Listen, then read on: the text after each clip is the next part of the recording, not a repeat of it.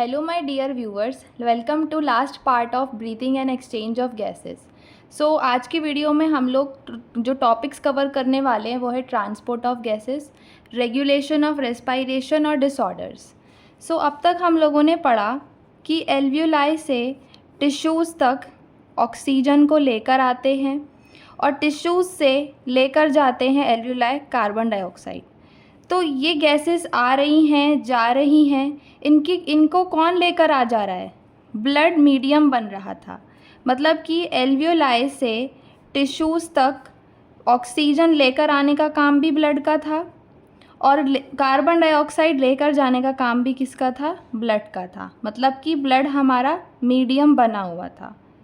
अब ब्लड के अंदर क्या होती हैं? ब्लड के अंदर, इससे आगे वाले चैप्टर में भी हम लोग पढ़ेंगे, पर अभी थोड़ा बहुत तो पता ही होता है कि आरबीसी, डब्ल्यूबीसी, प्लेटलेट्स और प्लाज्मा वगैरह इसके अंदर होता है.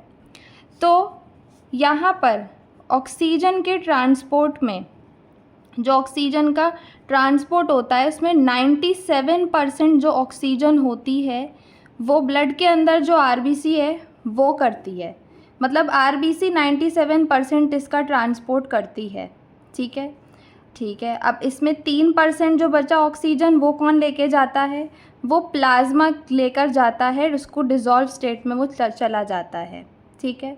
इसी तरीके से हम लोग कार्बन डाइऑक्साइड का ट्रांसपोर्ट पढ़ते हैं. तो कार्बन डाइऑक्साइड के ट्रांसपोर्ट में जो अपना 20 से 25% कार्बन डाइऑक्साइड होता है उसको आरबीसी लेकर जाती है. बाकी का बचा कुचा 70% ये बाइकार्बोनेट की फॉर्म में जाता है. ठीक है. और उसमें से भी 7% जो अपना ये है वो प्लाज्मा के अंदर डिज़ोल्व स्टेट में चला जाता है. तो मेरे कहने का मतलब क्या है कि यहाँ पर जो गैसेस का ट्रांसपोर्ट होता है उसमें हमने पढ़ा है कि एल्वियोलाई से टिश्यूज़ तक अपनी ऑक्सीजन और कार्बन डाइऑक्साइड का ट्रांसपोर्ट ब्लड के थ्रू होता है. मतलब कि ब्लड मीडियम बनता है. ब्लड के अंदर आरबीसी, डब्ल्यूबीसी, प्लेटलेट्स और प्लाज्मा होते हैं, जिसमें आरबीसी और प्लाज्मा क्या कर रहे होते हैं? इस ऑक्सीजन गैस को और कार्बन डाइऑक्साइड गैस को उठा के लेके जाने का काम करते हैं. 97% आरबीसी यहाँ पे ऑक्सीजन का ट्रांसपोर्ट कर रही होती है. 3% जो अपनी ऑक्सीजन होती है वो प्लाज्मा डिज़ोल्व फॉर्म में लेकर चला जाता है. इसी तरीके से कार्बन डाइऑक्साइड का भी है कि 20 से 25% आरबीसी लेके जाती है, 70% बाइकार्बोनेट्स की फॉर्म में जाता है और 7% प्लाज्मा जो है डिज़ोल्व फॉर्म में उसको लेके जाता है. तो अब पूरा डिटेल में हम लोग सबसे पहले ट्रांसपोर्ट ऑफ ऑक्सीजन पढ़ेंगे. ठीक है. ट्रांसपोर्ट ऑफ ऑक्सीजन, जो आरबीसी होती है इसके अंदर आपको एक रेड कलर का पिगमेंट देखने को मिलता है जिसका नाम है हीमोग्लोबिन. ठीक है. ये रेड कलर का है, इसी वजह से आरबीसी का कलर भी रेड होता है. ठीक है. आरबीसी के अंदर मिल रहा है हीमोग्लोबिन और इसका कलर जो है रेड कलर होता है, इसलिए आरबीसी भी रेड कलर की होती है. साथ में इसके नेम्स में ही हीम है, मतलब कि आयरन है, तो ये आयरन कंटेनिंग पिगमेंट भी अपने होता है. ठीक है. आयरन कंटेनिंग पिगमेंट ये अपने पास में होता है. इसके अलावा आपको इतना याद रखना है कि ये ऑक्सीजन जो होता है ये हीमोग्लोबिन के साथ में बाइंड होता है. ठीक है. और ऑक्सी हीमोग्लोबिन अपने पास ये उसकी फॉर्मेशन ये कर लेता है. और कैसे बनता है? रिवर्सिबल मैनर में ये इसके साथ बाइंड करता है. रिवर्सिबल मैनर का मतलब यहाँ पे ये हो गया कि ऑक्सीजन हीमोग्लोबिन के साथ जुड़ेगा, फिर जैसे कि मतलब मान लो यहाँ जुड़ गया, एल्वियोलाई के अंदर जुड़ गया और टिश्यूज़ में अपना ये जाएगा, ब्लड के थ्रू अपना जाएगा, तो टिश्यूज़ में ऑक्सीजन और हीमोग्लोबिन अलग हो जाएंगे. मतलब रिवर्सिबल मैनर का मतलब ये है कि कहीं ना कहीं ऑक्सीजन और हीमोग्लोबिन अलग अलग होते हैं. ये नहीं कि जुड़े रहेंगे हमेशा, इसको हमेशा हीमोग्लोबिन हमेशा कैरी नहीं करता है. ऑक्सीजन और हीमोग्लोबिन की जब बाइंडिंग होती है तो ऑक्सी हीमोग्लोबिन का फॉर्मेशन होता है. रिवर्सिबल मैनर में ये अपने जुड़ते हैं. एक हीमोग्लोबिन मॉलिक्यूल ने अपनी लिमिट सेट कर रखी है कि भाई मैं 4 मॉलिक्यूल्स ही लेकर जाऊंगा ऑक्सीजन के. मैक्सिमम 4 मॉलिक्यूल्स ही मैं लेके जा सकता हूँ. इतने, इससे ज़्यादा नहीं, 4 से ज़्यादा नहीं। क्या मैं 1 लेके जा सकता हूँ? हाँ। 2 भी लेके जा सकता है, 3 भी लेके जा सकता है, पर 4 भी लेके जा सकता है, बट 5 या 6 नहीं लेके जा सकता। इसने अपनी लिमिट सेट कर रखी है कि मैं 4 ही मॉलिक्यूल्स ऑक्सीजन के कैरी करूँगा। एक haemoglobin molecule 4 molecules of oxygen carry करता है। अब कुछ फैक्टर्स होते हैं जो इसकी बाइंडिंग को अफेक्ट करते हैं, ठीक है, मतलब कि बाइंडिंग करवाएंगे, उसमें साथ देंगे कि नहीं देंगे। तो वो कौन कौन से होते हैं? आपका पार्शियल प्रेशर ऑक्सीजन का, कार्बन डाइऑक्साइड का पार्शियल प्रेशर, टेम्परेचर, ठीक है, H+ की कंसंट्रेशन और एक pH। Partial pressure of oxygen, partial pressure of carbon dioxide, temperature, H+ और pH।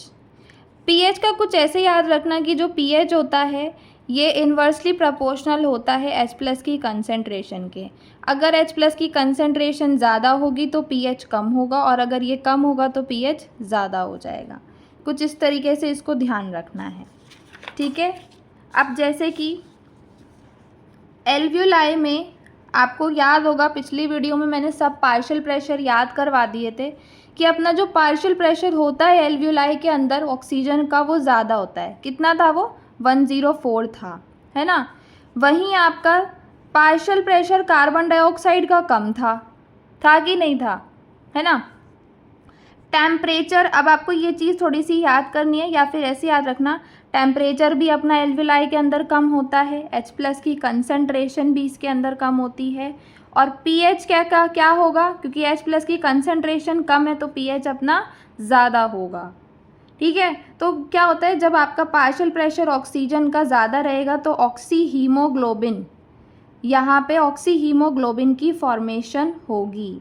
मतलब ये सारे फैक्टर्स क्या कर रहे हैं? फेवरेबल हैं कि ऑक्सी हीमोग्लोबिन बनवा दो। दूसरी जगह वहीं आप टिश्यूज़ के अंदर देखोगे तो पार्शियल प्रेशर ऑफ ऑक्सीजन कम होता है और partial pressure of carbon dioxide ज़्यादा होता है। बाकी सारे भी अब यहाँ पर बढ़ा दो, टेम्परेचर भी बढ़ा दो, H+ की कंसंट्रेशन भी बढ़ा दो, और pH तो अपने आप कम ही हो जाएगा, ठीक है। तब यहाँ पर अपने पास क्या होता है कि ऑक्सी हीमोग्लोबिन का डिसोसिएशन यहाँ पे होने लग जाता है। ऑक्सीजन और हीमोग्लोबिन अलग अलग हो जाते हैं, टूट जाते हैं, ठीक है। तो ये अपने यहाँ पे बता दिए मैंने कि एल्वियोलाई के अंदर तो क्या होता है, ऐसे समझ लेना, जहाँ अपने पार्शियल प्रेशर ऑक्सीजन का ज़्यादा होगा वहाँ पे ऑक्सी हीमोग्लोबिन बनेगा, और जहाँ कम होगा वहाँ ऑक्सी हीमोग्लोबिन नहीं बन पाता है। बट और भी फैक्टर्स आपको याद रखने इसके अंदर, जैसे कि कार्बन डाइऑक्साइड का पार्शियल प्रेशर, टेम्परेचर, H+ की कंसंट्रेशन, pH, ये सारी चीज़ें भी इसमें याद रखनी है। तो ये क्या था अपने पास ट्रांसपोर्ट ऑफ ऑक्सीजन में, कि RBC अपनी होती है ब्लड के अंदर, जिसके अंदर हीमोग्लोबिन, जो कि एक रेड कलर का आयरन कंटेनिंग पिगमेंट है, इसके साथ ऑक्सीजन जो है हीमोग्लोबिन के साथ बाइंड करता है रिवर्सिबल मैनर में और बनाता है ऑक्सी हीमोग्लोबिन। एक हीमोग्लोबिन मॉलिक्यूल जो है 4 मॉलिक्यूल्स ऑक्सीजन के मैक्सिमम कैरी करता है। फैक्टर्स जो इसकी बाइंडिंग को अफेक्ट करते हैं, पहला है पार्शियल प्रेशर ऑफ ऑक्सीजन, दूसरा है partial pressure of carbon dioxide, तीसरा है pH, टेम्परेचर और H+ की कंसंट्रेशन, ठीक है। एल्वियोलाई के अंदर अगर आप देखोगे तो पार्शियल प्रेशर ऑक्सीजन का ज़्यादा होता है, बाकी सारी चीज़ें कम कर देना, बस pH, H+ की कंसंट्रेशन को देख के करना। तो सारी के सारे क्या होंगे? फेवरेबल होंगे ऑक्सीजन और हीमोग्लोबिन की बाइंडिंग करवाने के लिए। वहीं अगर मैं टिश्यूज़ के अंदर देखूँ तो अपना पार्शियल प्रेशर ऑक्सीजन का कम हो जाता है, बाकी सारे बढ़ जाते हैं, जिसकी वजह से ऑक्सीजन और हीमोग्लोबिन की अपने पास डिसोसिएशन हो जाती है। अब याद क्या करना है कि 100 ml ऑफ जो ऑक्सीजनेटेड ब्लड है, ठीक है, ऑक्सीजनेटेड ब्लड है, वो कितना ml अपना ऑक्सीजन का डिलीवर करता है टिश्यूज़ में। भाई ऑक्सीजन तो एल्वियोलाई से कहाँ जाती है? टिश्यूज़ में जाती है, तो इसमें तो कोई डाउट ही नहीं होना चाहिए। और हमेशा ये एल्वियोलाई से जब टिश्यूज़ में ऑक्सीजन जा रही होगी तो वो ऑक्सीजनेटेड ब्लड के थ्रू ही जाएगा। तो कितना ml इसमें जाता है? ये जाता है अपने पास 5 ml, ठीक है। 5 ml ब्लड जो हो 5 ml ऑफ ऑक्सीजन जो है टिश्यूज़ के पास डिलीवर किया जाता है 100 ml ऑफ ऑक्सीजनेटेड ब्लड के थ्रू। इसके बाद आपका आता है ऑक्सीजन डिसोसिएशन कर्व। ये क्या होता है, इसमें बहुत लोगों को डाउट भी होता है। इसमें ऐसे होता है, देखो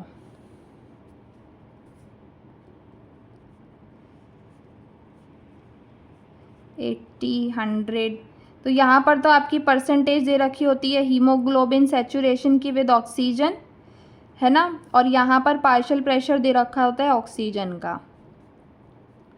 इसका कुछ इस तरीके का कर्व यहाँ पर बनता है। इसका मतलब क्या होता है? इसका मतलब ये होता है कि जैसे जैसे मैं पार्शियल प्रेशर ऑक्सीजन का बढ़ा रही हूँ, वैसे वैसे हीमोग्लोबिन का सैचुरेशन यहाँ पे मुझे देखने को मिल रहा है। आप हीमोग्लोबिन सैचुरेशन समझ रहे हो? देखो, हीमोग्लोबिन क्या कहता है कि मैं सिर्फ 4 मॉलिक्यूल्स को ऑक्सीजन के कैरी कर सकता हूँ।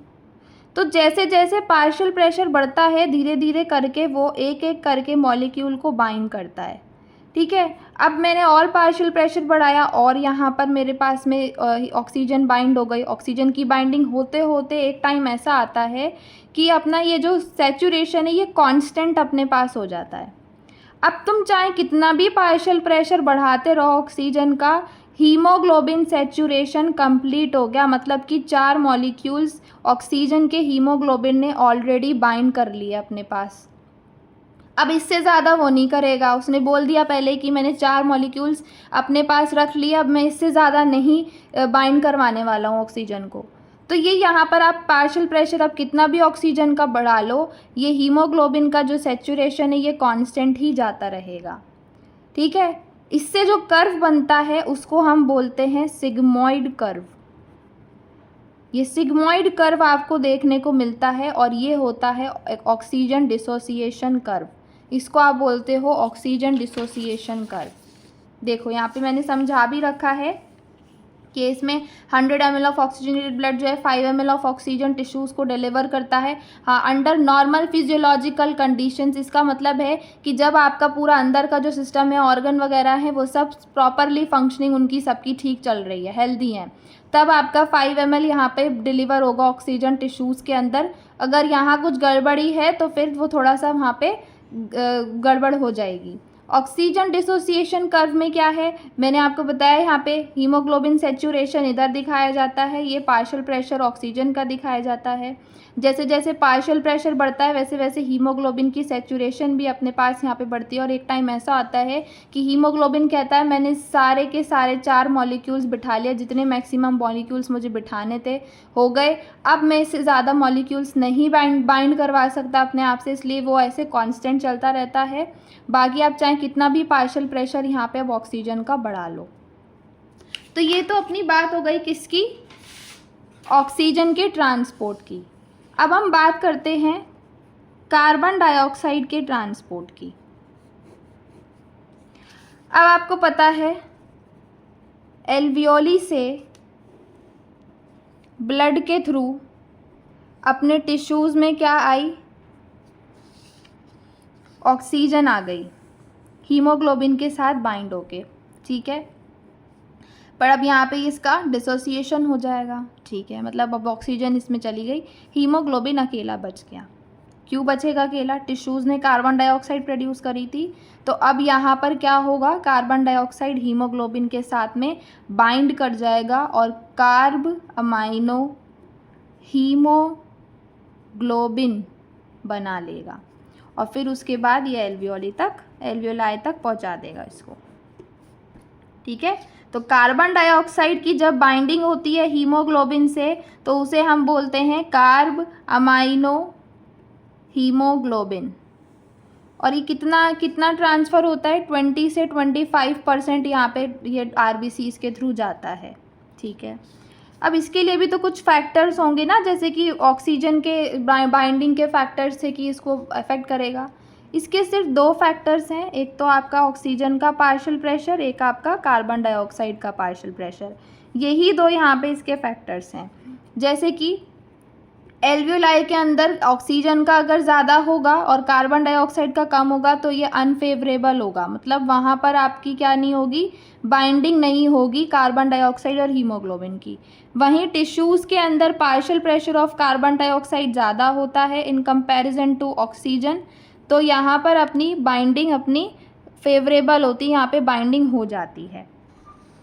ठीक है, इसके बाद आपके पास आता है कि अपना 20 से 25% तो RBCs कैरी करके ले जाती हैं, 7% प्लाज्मा के थ्रू चला जाता है कार्बन डाइऑक्साइड, बचा कुचा 70% एज बाइकार्बोनेट्स जाता है। वो कैसे जाता है? आपके ब्लड के अंदर जो RBCs और प्लाज्मा हैं, इनके अंदर बहुत हाई कंसंट्रेशन में एक एंजाइम मिलता है, दैट इज़ कार्बोनिक एनहाइड्रेस। ठीक है, अब हम टिश्यू साइड की बात करते हैं। देखो, टिश्यू साइड में क्या होता है कि जो आपका कार्बन डाइऑक्साइड होता है ये ब्लड के अंदर डिफ्यूज़ कर जाता है। ठीक है, मतलब पहले तो आप ऐसे याद रखो कि जो पार्शियल प्रेशर है अपना टिश्यू साइड में कार्बन डाइऑक्साइड का ज़्यादा होता है। ठीक है, क्योंकि कैटाबॉलिज्म होती है। ठीक है, अब जो कार्बन डाइऑक्साइड है वो ब्लड के अंदर अपना क्या है, डिफ्यूज़ कर जाता है, मतलब चला जाता है। अब ब्लड के अंदर जब जाएगा तो उसको RBCs और प्लाज्मा देखने को मिलेंगे, और इनके अंदर क्या था, कार्बोनिक एनहाइड्रेस था, है ना।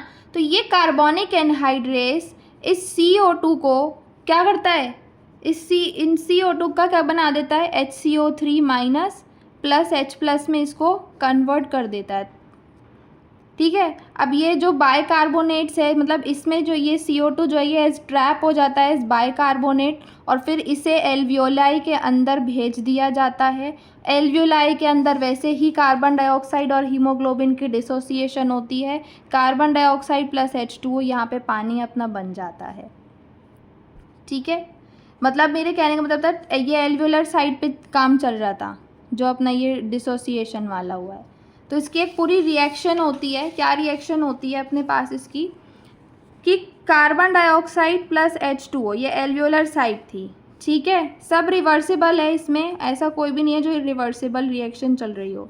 यहाँ पे भी कार्बोनिक एनहाइड्रेस का रोल था, यहाँ पे आपका H2CO3 बना, ये भी इसमें फिर HCO3 minus plus H plus, इसको याद कर लेना, ये आ जाती है।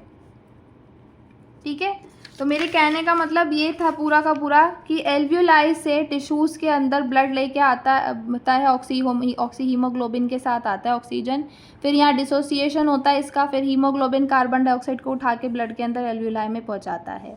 कार्बन डाइऑक्साइड हीमोग्लोबिन जो लेके आता है, कार्बामाइन हीमोग्लोबिन 20 to 25% यहाँ पे इसके थ्रू कैरी किया जाता है। फैक्टर जो इसकी बाइंडिंग को अफेक्ट करते हैं वो है partial pressure of oxygen, partial pressure of carbon dioxide. Alveoli के अंदर अपना पार्शियल प्रेशर ऑक्सीजन का ज़्यादा होता है, कार्बन डाइऑक्साइड का कम है, इसलिए फेवरेबल नहीं है बाइंडिंग के लिए।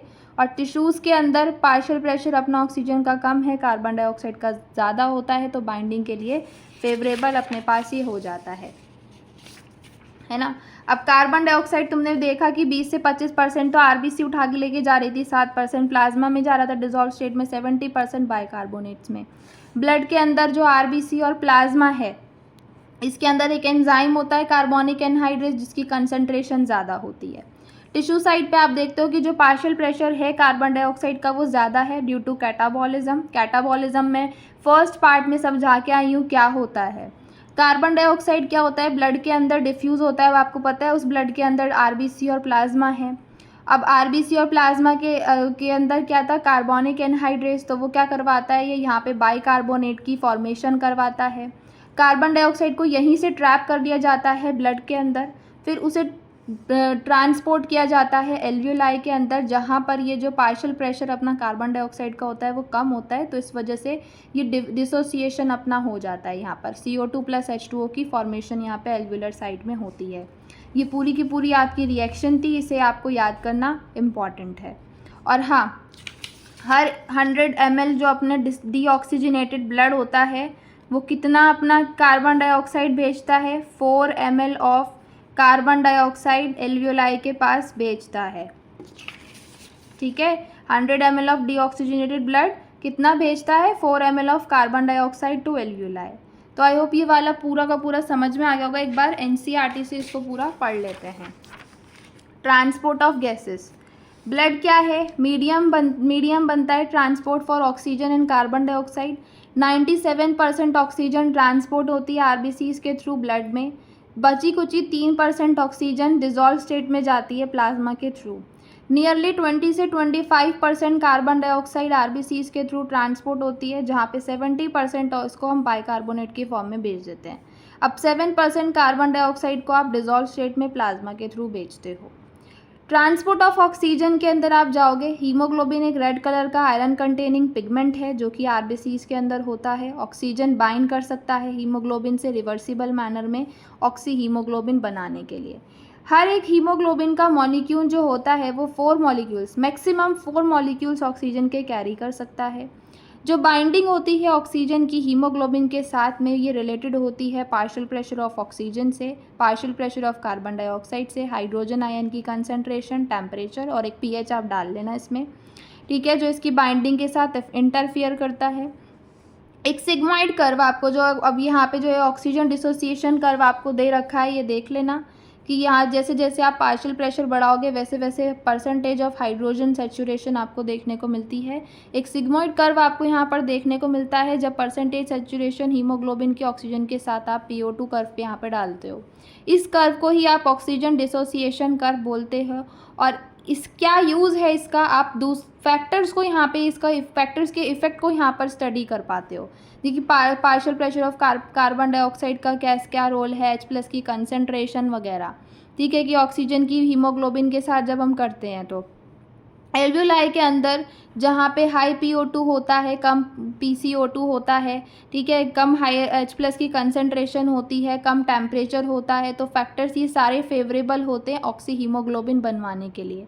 वहीं टिश्यूज़ के अंदर जहाँ पे कम अपना यहाँ पे PO2 होता है, हाई PCO2 होता है और हाई H+ की कंसंट्रेशन होती है, टेम्परेचर हाई होता है, तो कंडीशंस फेवरेबल होती हैं कि वो डिसोसिएशन करवाए अपनी ऑक्सीजन की ऑक्सी हीमोग्लोबिन से।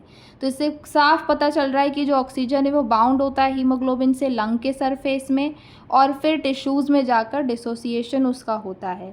और every 100 ml of oxygenated blood deliver करता है 5 ml ऑफ ऑक्सीजन टिश्यूज़ को अंडर नॉर्मल फिजियोलॉजिकल कंडीशंस। वहीं अपना अगर हम ट्रांसपोर्ट ऑफ कार्बन डाइऑक्साइड की बात करें तो कार्बन डाइऑक्साइड जो होता है वो कैरी होता है हीमोग्लोबिन से एस्कार्ब अमाइनो हीमोग्लोबिन की फॉर्म में 20 to 25% तक।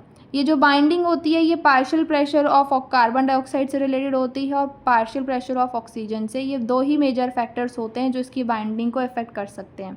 जब PCO2 ज़्यादा होता है, PO2 कम होता है टिश्यूज़ के अंदर, तो कार्बन डाइऑक्साइड की बाइंडिंग हो जाती है। वहीं जब PCO2 अपना लो है, PO2 ज़्यादा है एल्वियोलाई के अंदर, तो डिसोसिएशन अपना यहाँ पर होता है, ठीक है।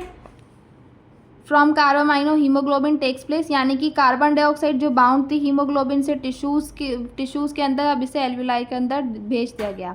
आरबीसीज के अंदर हाई कंसंट्रेशन में कार्बोनिक एनहाइड्रेस एंजाइम होता है और कुछ क्वांटिटी में आपका प्लाज्मा के अंदर भी होता है। तो ये एंजाइम क्या करता है, ये रिएक्शन फॉलोइंग रिएक्शन को दोनों डायरेक्शंस में करता है।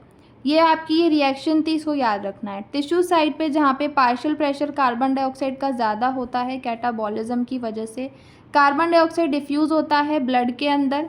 आरबीसीज और प्लाज्मा जहाँ उसके अंदर आपको अब पता है कार्बोनिक एनहाइड्रेस एंजाइम मिलेगा तो उससे ये बाइकार्बोनेट बनेगा। एल्वियोलर साइड पे जहाँ पे आपका PCO2 कम है तो रिएक्शन जो है बिल्कुल अपोजिट डायरेक्शन में चलती है जिससे कार्बन डाइऑक्साइड और H2O बनता है। पूरा डिटेल में मैंने आपको उससे समझा दिया है। इससे CO2 क्या है वो बाइकार्बोनेट की फॉर्म में ट्रैप हो जाती है टिश्यू लेवल पर ही, फिर उसको एल्वियोलाई के अंदर आप बेचते हो कार्बन डाइऑक्साइड के तौर पे, फिर वो रिलीज़ होती है। और हर 100 ml ऑफ डीऑक्सीजनेटेड ब्लड जो है वो 4 ml of carbon dioxide alveoli के अंदर डिलीवर करता है। अब आगे का टॉपिक है रेगुलेशन ऑफ रेस्पिरेशन। तो देखो रेगुलेशन ऑफ रेस्पिरेशन में जो हम ह्यूमन बींग्स होते हैं ना, हम लोगों के अंदर एबिलिटी होती है कि हम रेस्पिरेटरी रिदम को मेंटेन या मॉडरेट कर पाते हैं अपने आप से ही, ठीक है। तो वो करने के लिए मतलब जैसे अगर हमारी बॉडी टिश्यूज़ को जिस हिसाब से नीड होगी हम उस तरीके से उस चीज़ को कर पाते हैं। ये सब कर कैसे पाते हैं, न्यूरल सिस्टम के थ्रू अपने हम कर पाते हैं। तो हमारा न्यू टॉपिक है रेगुलेशन ऑफ रेस्पिरेशन, ठीक है। तो आपके न्यूरल सिस्टम के अंदर मेड्यूलर रीजन के अंदर, मेड्यूलर रीजन होता है, उसके अंदर आपका एक सेंटर होता है रेस्पायरेटरी रिदम सेंटर। ये क्या करता है? ये रेगुलेट करता है रेस्पायरेटरी रिदम को। ठीक है। इसके अलावा पॉन्स रीजन में एक न्यूमोटैक्सिक सेंटर होता है, जिसका काम होता है इस रेस्पायरेटरी रिदम सेंटर के फंक्शंस को मॉडरेट करना। ठीक है। जैसे अगर मतलब लाइक एक न्यूरल सिग्नल इसने भेजा इंस्पिरेशन कम करवाने के लिए, तो ये न्यूरल सिग्नल भेजता है इसको, फिर ये उस हिसाब से क्या करना, अपना ये जो है रेस्पायरेटरी रेट भी निकाल कर देता है। आप मतलब इंस्पिरेशन कम करवा के रेस्पायरेटरी रेट आपको निकाल के देगा। मतलब अपने पॉन्स रीजन में जो ये न्यूमोटॉक्सिक सेंटर होता है, ये मॉडरेट करता है फंक्शन इस सेंटर के, और कुछ भी अगर होता है तो उसमें ये न्यूरल सिग्नल्स भेज के उससे रेस्पायरेटरी रेट का भी यहाँ पर ये निकलवा देता है। इसके अलावा इसी के मेडुलर रीजन के एडजेसेंट में एक एरिया होता है जो कि है कीमो सेंसिटिव एरिया। इसके नाम में ही सेंसिटिव है, मतलब जब भी कार्बन डाइऑक्साइड या फिर H+ आयन की कंसंट्रेशन कहीं भी बढ़ती है तो ये सेंटर एक्टिवेट हो जाता है। ये एक्टिवेट होके क्या, ये न्यूरल सिग्नल भेजता है किसको, रेस्पायरेटरी रिदम सेंटर को, और रेस्पायरेटरी रिदम सेंटर क्या करता है, इसको एक्सेस ऑफ केमिकल्स को एलिमिनेट करने की कोशिश करता है, करवाता है उसको एलिमिनेट, फिर कि निकालो ज़्यादा हो गया है। ठीक है। इसके अलावा एओर्टिक आर्क और कैरोटिड आर्टरी, इनका भी काम होता है कि कहीं भी कार्बन डाइऑक्साइड या H+ आयन की कंसंट्रेशन बढ़े तो सिग्नल भेज दो अपना रेस्पायरेटरी रिदम सेंटर को। ठीक है। तो कुल मिला के आप कह सकते हो कि जो भी है रेस्पायरेटरी रिदम सेंटर है जो मेन है अपना, क्योंकि सब इसको कोई इसके फंक्शंस को मॉडरेट कर रहा है, कोई इसको ही न्यूरल सिग्नल भेज रहा है कि ये करवाओ। तो रेस्पायरेटरी रिदम सेंटर के फंक्शंस क्या है, रेगुलेशन करना, किसी चीज़ का एलिमिनेशन करवाना, रेस्पायरेटरी रिदम को बना के रखना, रेस्पायरेटरी रेट निकाल कर देना, ये सब इसी का काम है। बाकी न्यूमोटॉक्सिक सेंटर का काम है कि मॉडरेट करना function, chemosensitive area neural signals भेजता है कि कुछ चीज़ें एक्सेस में हो गई उनको निकालो। इसी तरीके से आपकी एओर्टिक आर्क या कैरोटिड आर्टरी का भी फंक्शन वही होता है। मैंने कहीं भी ऑक्सीजन की बात नहीं करी कि ऑक्सीजन बढ़ जाए या कम हो जाए तो कोई रेस्पायरेटरी रिदम पे कोई फ़र्क पड़ता है, नहीं, कोई फ़र्क नहीं पड़ता। रेस्पायरेटरी ऑक्सीजन के बढ़ने से कुछ या कम होने से कुछ फ़र्क नहीं पड़ रहा। रेस्पायरेटरी रिदम जो भी है कार्बन डाइऑक्साइड वगैरह से रिलेटेड है अपना। ठीक है। तो ये वाला रेगुलेशन ऑफ रेस्पायरेशन यहाँ ख़त्म हो गया। क्या क्या दे रखा है इसके अंदर कि देखो, रेस्पायरेटरी रिदम सेंटर आपका मेडुलर रीजन के अंदर होता है जो यहाँ पर अपना रेगुलेट करता है रेस्पायरेटरी रिदम को, रेस्पायरेटरी रेट भी ऑल्टर करता है, एलिमिनेशन करता है एक्सेस ऑफ केमिकल्स का। पॉन्स रीजन में न्यूमोटैक्सिक सेंटर है जो मॉडरेट कर रहा है फंक्शन अपने रेस्पायरेटरी रिदम सेंटर के ही, साथ में न्यूरल सिग्नल भी भेजता है जिसकी वजह से रेस्पायरेटरी रेट ऑल्टर होता है। वहीं इसके एडजेसेंट में कीमोसेंसिटिव एरिया है जो कार्बन डाइऑक्साइड या H+ की कंसंट्रेशन बढ़ने पे एक्टिवेट होकर neural signal respiratory rhythm centre को भेजता है। कैरोटिड आर्टरी और एओर्टिक आर्क का भी काम यही है कि कार्बन डाइऑक्साइड या H+ की कंसंट्रेशन बढ़ जाए तो न्यूरल सिग्नल हम किसे भेजें, रेस्पायरेटरी रिदम सेंटर को भेजें। ऑक्सीजन का रोल इसमें इनसिग्निफिकेंट होता है। एक लास्ट टॉपिक अपना बच गया है, डिसऑर्डर्स। सबसे पहला है एस्थमा। देखो, एस्थमा क्या होता है कि इसके अंदर जो ब्रोंकाई या ब्रोंक्यूल्स होती है उसकी इन्फ्लेमेशन हो जाती है, आपको सांस लेने में बहुत डिफ़िकल्टी होती है। अपना ब्रोंकाई और ब्रोंक्यूल्स कहाँ थे, बिल्कुल लास्ट में थे लंग के अंदर, लास्ट वाला पार्ट था लंग के अंदर। अब आप सोचो उसमें सूजन हो जाती है, इन्फ्लेमेशन का मतलब होता है सूजन हो जाती है। तो वहाँ से एल्वियोलाई के अंदर जो गैसेस का सप्लाई था वो कम हो जाता है, धीरे धीरे कम होने लगता है। तो उसकी वजह से आप तेज़ तेज़ सांस लेने लगते हो, ज़ोर ज़ोर से सांस लेते हो, जिसकी वजह से आपको वीजिंग की सी साउंड आती है उसमें, ठीक है। मतलब आपको ब्रीथ लेने में, आपको सांस लेने में वहाँ पे डिफ़िकल्टी होती है। वही एस्थमा अपने पास होता है। क्या होता है एस्थमा? डिफ़िकल्टी इन ब्रीदिंग इसमें होती है, वीजिंग साउंड आती है, ब्रोंकाई या ब्रोंक्यूल्स का इन्फ्लेमेशन इसके अंदर हो जाता है। दूसरी जगह है अपने पास एम्फाइसीमा।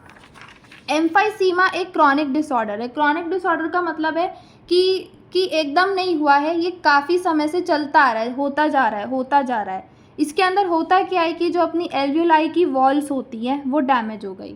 मान लो तुम्हारी अब एल्वियोलाई की वॉल ही डैमेज हो गई, वहीं से तो यार तुम्हारा पूरा डिफ्यूजन हो रहा था, exchange of gases, primary side वही तो थी, अब वही डैमेज हो जाएगी तो सरफेस एरिया भी कम हो गया उसकी वजह से। तो ऑल इन ऑल क्या होता है वहाँ पर, उसकी वजह से अपना सारा सिस्टम ही ख़राब हो जाता है। आप खुद सोचो, एल्वियोलाई तो मेन चीज़ थी। तो इसको हम एम्फाइसीमा कहते हैं। और ये कैसे होता है? सिगरेट स्मोक करने की वजह से होता है। अब सिगरेट ऐसा तो नहीं होता ना सिगरेट स्मोक की किसी ने एक ही दिन करी और उसको एम्फाइसीमा हो जाए, नहीं।